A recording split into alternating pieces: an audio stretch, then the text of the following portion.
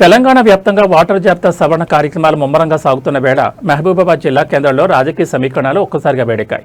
Municipality పరిధిలోని వివిధ వార్డులలో కేంద్ర ఎన్నికల సంఘం నిబంధనల ప్రకారం నిర్వహిస్తున్న ఎస్ఐఆర్ స్పెషల్ ఇంటెన్సివ్ రివిజన్ కార్యక్రమాన్ని రాజకీయ పార్టీలు అత్యంత ప్రతిష్టాత్మకంగా తీసుకున్నాయి.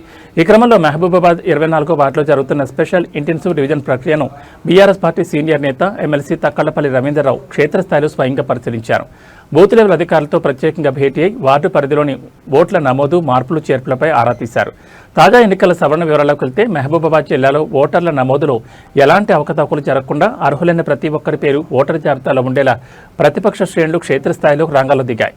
24వ వార్డులో జరిగిన ఈ ప్రత్యేక తనిఖీ కార్యక్రమంలో ఎమ్మెల్సీ తక్కళ్లపల్లి రవీంద్రరావుతో పాటు మాజీ municipal vice chairman Marnani Venkanna, Jaripothula Venkanna Goud, Amaresha, Edla Venu, వెనమల Ajay తదితర ముఖ్య నేతలు పాల్గొన్నారు. ఈ సందర్భంగా ఎమ్మెల్సీ మాట్లాడుతూ బూత్ స్థాయి అధికారులు ఎక్కడా అలసత్వం వహించకుండా పారదర్శకంగా ఓటర్ల వివరాలను సేకరించాలని సూచించారు.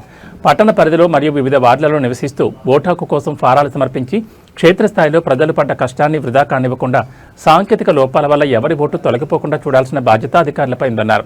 ముఖ్యంగా యువ ఓటర్ల నమోదు, చిరునామాల మార్పులపై ప్రత్యేక శ్రద్ధ పెట్టాలని, స్థానిక నాయకులు నిరంతరం ఈ ప్రక్రియకు సహకరించాలని పిలుపునిచ్చారు.